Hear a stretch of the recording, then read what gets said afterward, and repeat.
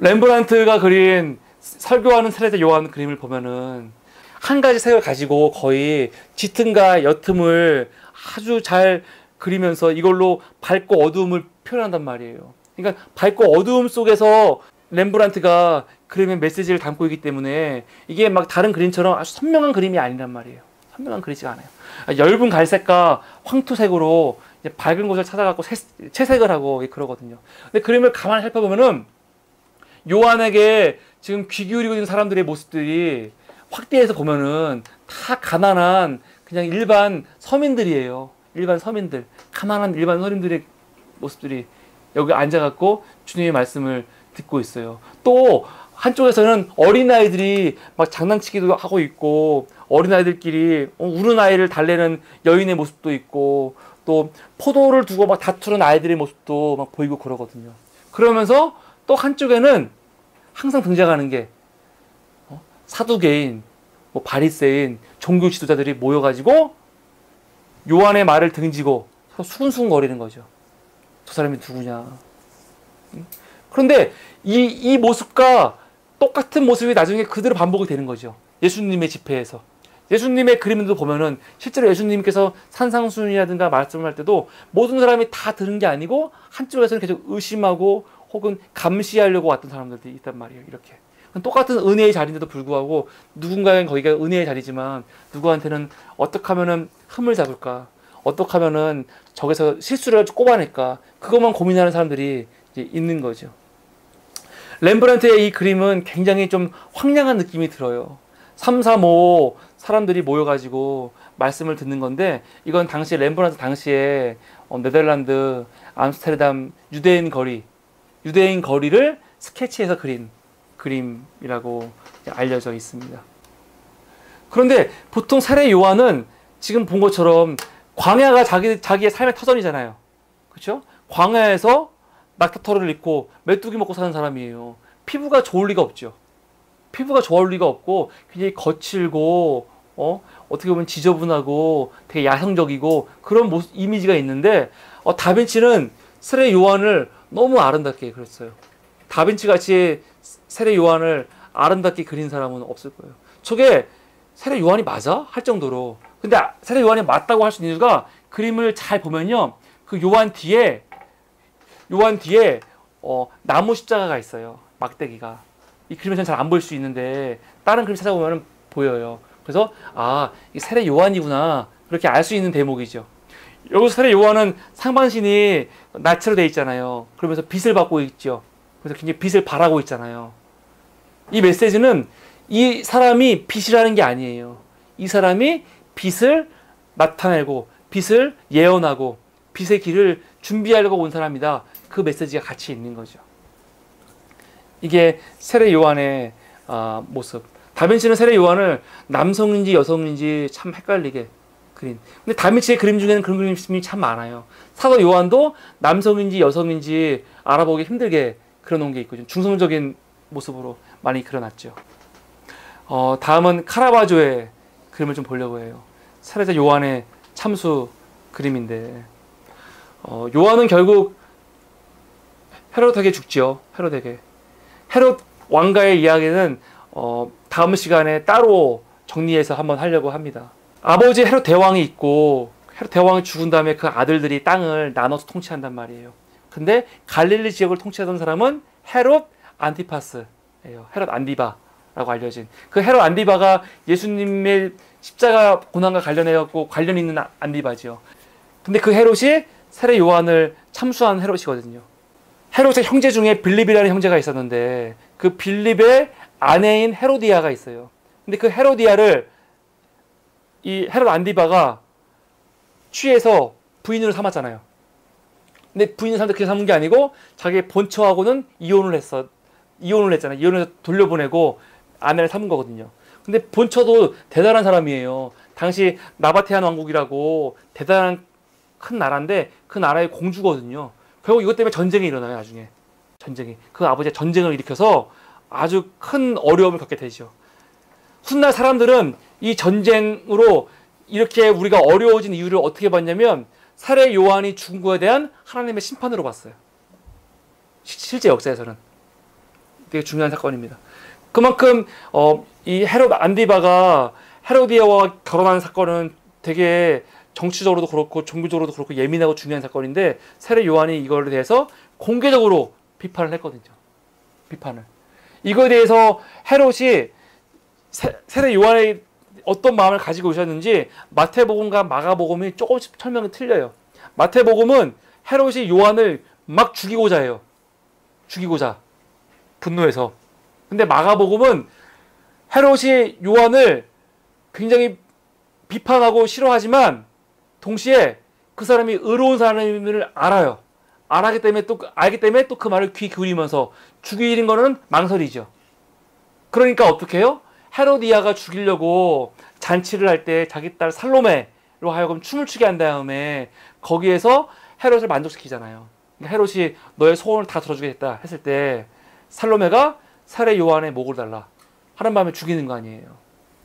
그런데 성경 외의 자료, 당시 역사가 당시에 거의 동시대의 역사가였던 요세푸스의 유대의 고대사라는 글을 보면은 요세푸스는 어떻게 그리냐면 이 세례 요한을 굉장히 선량한 사람으로 그리고 있어요. 세례 요한에 대해서 증거하거든요. 세례 요한은 굉장히 선량한 사람이고 되게 좋은 사람이라고 얘기를 해요. 그러면서 대중들에게 너무너무 인기가 많았던 사람이었고 그 사람이 너무 인기가 많아서 그 사람 한마디면은 사람들이 폭동을 일으킬 수 정도의 영향력. 그래서 헤롯이 그걸 두려워했다는 거예요. 그래서 더 큰 문제가 일어나기 전에 세례 요한을 잡아서 죽였다. 그게 요세푸스의 증언이고 마태복음과 비슷한 맥락에서 사실은 그리고 있다고 할 수 있습니다. 앞에 그림을 보면은 지금 세례 요한이 죽은 직후예요. 죽은 직후의 모습이라고 할 수 있습니다. 지금 사형을 빨리 하라고 말하는 간수장이 있죠. 이 열쇠를 품에 차고 있고 녹색 가운을 입고 있는. 근데 이 사람은 뭐 긴장도 없어요. 너무 일상이에요, 지금. 이런 불의, 이런 폭력, 이런 악을 행하는 게 이 사람한테는 너무 당연하고 일상인 거죠. 그러니까 잔혹하지도 않아요. 그 옆에 있는 할머니 시녀는 너무 놀래가지고 자기들이 그렇게 우러러봤던 세례 요한이 이렇게 비참하게 죽는 모습을 보고 하늘에 무너진 것처럼 경악하고 있잖아요. 그런데 옆에 간수장은 너무 평온하잖아. 아무렇지도 않아. 죄와 악의 그 일상이 되어버린 사람의 모습이죠. 이 화인 맞은 양심 같은 사람이라고 할 수 있어요. 그 옆에는 살로메가 세례 요한의 목을 담으려고 지금 쟁반을 준비하고 있는 모습이 있고 또 그 한참 옆에는 죄수들이 창문에서 그 모습을 지켜보고 있는 모습들이 보이죠. 이 그림 안에서 얼마나 당대의 이 폭력성, 이 폭력이 비일비재하게 일어났는지 한 단면을 볼 수 있는 그림인데 이 그림에서 특이한 거는 카라바조가 자기 그림들 중에서 유일하게 자기의 친필 서명을 남긴 그림이 이 그림이에요. 친필 서명을 어디다가 남겼는지 아세요? 요한의 목에서 뿌어나오는 피 거기에 자기의 이름을 썼어요. 그림을 잘 보면은 카라바조라는 이름은 이 작가가 이제 베르가모 근교에 있는 작가의 고향 이름이에요. 그래서 카라바조라고 보통 부른 거고 이 작가의 진짜 이름은 미켈란젤로 메리시예요. 우리가 알고 있는 미켈란젤로 있죠.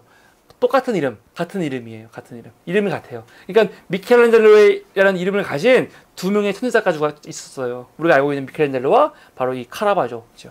이 카라바조가 여기에 지금 미켈란젤로라고 자기 이름을 쓴 게 있습니다. 이 작품은 카라바조의 작품 중에서 가장 큰 그림이에요. 가장 큰 그림. 이게 몰타 기사단을 위해서 그린 그림이거든요. 몰타 기사단. 근데 몰타 기사단의 정식 명칭은 뭐냐면 성요한 기사단이에요. 성요한 기사단. 왜냐면 몰타 기사단의 그런 수호 성인이 세례 요한이거든요. 그러니까 이 작품을 그린 이유가 뭐예요? 세례 요한이 그리스도의 십자가 죽음과 인류의 구원을 예언하고자 죽었는데 그의 죽음과 순교를 기념하기 위해서 이 그림을 그린 거죠. 재미있는 에피소드는 이 그림을 그린 지 얼마 지나지 않아서 카라바조가 동료 단원과 싸움이 일어나요. 그래서 이 기사단에서 파문을 당하는데 파문을 당한 곳이 어디냐면 이 그림이 걸려있던 이 기도실에서 파문을 당했다고 합니다. 재밌는 일화 중에 하나죠. 카라바조라는 사람은 참 보니까 가학성이 있어요. 지금 세례 요한의 목에서 뿜어져 나오는 피로 자기 서명 쓴 것도 웃기잖아요. 그런데 카라바조 그림 중에 또 하나 유명한 게 하나 뭐가 있냐면 다윗 그림이 있어요. 다윗이 골리앗의 목을 잘라서 목을 들어 올린 장면이 있는데 이 골리앗의 얼굴이 카라바조의 얼굴이에요. 카라바조의 얼굴. 자기의 얼굴을 골리앗의 얼굴로 넣어서 그린 거죠. 세례 요한과 관련된 아주 유명한 그림 중엔 로이어르 반데르 베이던의 성 요한의 삼면 제다나라는 그림이 있습니다. 제단에 바친 그림인데 그게 삼면으로 되어 있어요. 다 스토리에 따라 연결되는 건데 우리가 봤을 때 좌측에 있는 이 그림이 어떤 그림이에요? 요한이 태어나는 그림이죠. 그러니까 아버지 사가랴가 또 문 밖에서 앉아 있고 글씨 쓰고 있잖아요, 지금 또요. 그러니까 사가랴는 항상 글을 쓰고 있는 모습으로 많이 그려져요. 뭐라고 썼어요? 요한이라고 썼겠죠. 요한이라고. 그 앞에는 지금 아기를 안고 있는 누구 같아요? 마리아겠죠. 마리아. 그리고 저 안쪽 침대에는 지금 산모인 엘리사벳과 산파가 그려져 있습니다. 맨 오른쪽에 있는 그림을 보면은 이거는 세례 요한의 순교 장면이죠. 그러니까 이 그림에는 세례 요한의 탄생과 순교가 같이 있는 거예요. 그런데 팔이 묶여져 있는 채로 목이 잘렸잖아요. 그리고 살로메는 그 얼굴을 받아들고 마치 못 보겠다는 듯이 고개를 돌리고 있죠. 그리고 처형을 한 사람도 고개를 돌리고 있고. 그런데 웃긴 거는 그 뒤에를 보죠? 뒤에를 보면 사람들이 어떻게 하고 있냐면 그냥 파티를 하고 있어요. 파티를 하고 있고 어떤 사람은 그냥 창밖을 바라보고 있고 지금 바로 앞에서 이런 잔혹한 현장이 벌어지고 있는데 다 자기들에게 일상을 살고 있는 거죠. 일상을. 너무 아무렇지도 않게. 그러니까 이 악함, 죄가 너무 만연하고 일상이 되어버린 사람들의 모습이 이 안에 그려져 있죠. 근데 이 그림이 굉장히 도전적인 그림이에요. 왜냐하면 살로메가 지금 고개를 돌리고 있잖아요. 살로메가 이 고개를 돌리고 있는 모습이 이 같은 작가가 성 콜룸바 삼면 제다나에서 그렸던 수태고지에서 마리아가 고개 돌린 모습과 굉장히 유사한 모습이거든요. 그럼 결국 뭐예요? 작가가 지금 살로메의 모습과 성모 마리아의 모습을 같게 그린 거예요. 지금 같게. 그러니까 성녀와 악녀는 결국은 차이가 없다라는 게 있죠. 만약에 이게 작가가 고의적으로 그린 그림이라면 이 작가는 아마 화형당할지도 몰라요. 그런데 뭐 일부러 그랬다기보다는 어떻게 보기도 하냐면 원래 작가들이 그림을 그릴 때는 앞에 그렸던 그림을 본인이 다시 그리기도 하고 그 습관이 이어지잖아요. 항상 모든 얼굴을 다 새롭게 그리기가 힘드니까. 그러니까 그런 습관에서 나왔다고 보기도 하는데 여기서 마리아의 침실을 보세요. 마리아의 침실이 어떤 침실이에요? 아까 엘리사벳이 태어난 침실과 같죠. 당시 이런 침대가 유행했다는 거예요. 아마 한마디로. 그런데 이거는 같은 작가가 아닌 다른 작가의 그림. 예를 들어서 얀반 에이크의 그림을 봐도 얀반 에이크의 아르놀리피니 부부의 결혼식이라는 그림을 봐도 뒤에 있는 침대가 같은 침대죠. 그러니까 이런 식으로 동시대의 사람들이기 때문에 동시대의 문화를 완전히 다 벗어나지 않고 같은 문화 안에서 그림을 그리다 보니까 이런 공통점이 나올 수 있는 거죠. 지금 이 삼면 제다나의 중심에는 아까 처음에는 세례 요한의 탄생이 있죠. 마음엔 죽음이 있고 가운데는 뭐가 있었어요? 예수님의 세례 사건이 있었어요. 그러니까 세례 요한이 삶과 죽음을 다 통틀어서 가장 중요한 사건이 뭐라는 거예요? 왜 왔냐는 거예요. 예수님께 세례 준 사건 때문에 왔다는 거예요. 그만큼 강렬한 메시지가 이 안에 있다고 할 수 있습니다. 마지막으로 하나 보려는 그림은 다빈치의 동굴의 성모자라는 그림입니다. 사실은 성경만 보면은 무릎 꿇고 예수 그리스도에게 경배하고 있는 이 아이가 세례 요한이고 마리아의 손이 세례 요한을 감싸고 있죠. 그리고 예수님은 어떤 손을 하고 있냐면 손가락 모양을 잘 보면은 그림 중에 저렇게 손 모양을 하면서 하는 그림이 되게 많아요. 저거는 누구를 축복할 때 하는 모양이에요. 그러니까 예수님이 조토의 그림 보면은 예수님이 예루살렘에 입성할 때도 이게 축복의 손 모양을 하면서 입성하고 그러거든요. 이 축복을 가리키는 그림에서 이런 손 모양이 나오면 그것은 누군가를 축복하는 그림이라는 거를 우리가 아시면 될 것 같습니다. 그리고 보티첼리 같은 경우는 어떻게 그랬냐면은 오히려 더 한 발 나가서 아기 예수가 좀 크고 요한은 더 성장한 거죠. 근데 나이가 이렇게 차이 날 수는 없죠. 차이 나봐서 6개월인데 마치 세례 요한은 너무 그냥 뭐라 할까 소년이 돼버렸잖아요 지금. 세례 요한인지 어떻게 알 수 있어요? 나무를 들고 있죠. 십자가 나무를. 세례 요한의 모습이라고 할 수 있죠. 세례 요한은 광야에 외치는 자의 소리로 이 땅에 온 하나님의 선지자였죠. 그런데 구약의 어떤 선지자보다도 더 특별한 의미가 있는 선지자였어요. 그러니까 사실은 그 이후에 많은 사람들이 세례 요한을 특별하게 여겨서 성화들을 보면은 성모와 성자와 함께 있잖아요. 함께 계속 함께 있고 이런 특권이 있던 사람이 어디 있어요, 세상에? 이런 사람이. 그러니까 주님이 여자가 낳은 자 중에 이 사람보다 큰 사람이 없다. 그런 말 한 거거든요. 그런데 이 세례 요한이 일생을 우리가 일반적인 성공의 기준으로 봤을 때 성공한 인생을 살았어요? 평생을 광야에서 살았어요. 마스카토로 옷 입고 메뚜기 척척 먹으면서 마지막은 감옥에 끌려가서 참혹하게 참수단에 죽었잖아요.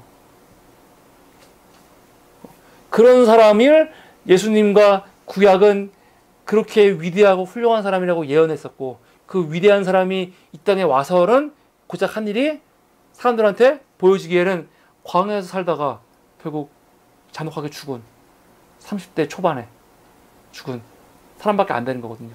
예수님보다 먼저 죽었으니까. 그만큼 신앙의 세계에서 보는 거와 사람들이 보는 거와는 기준이 다르다는 거.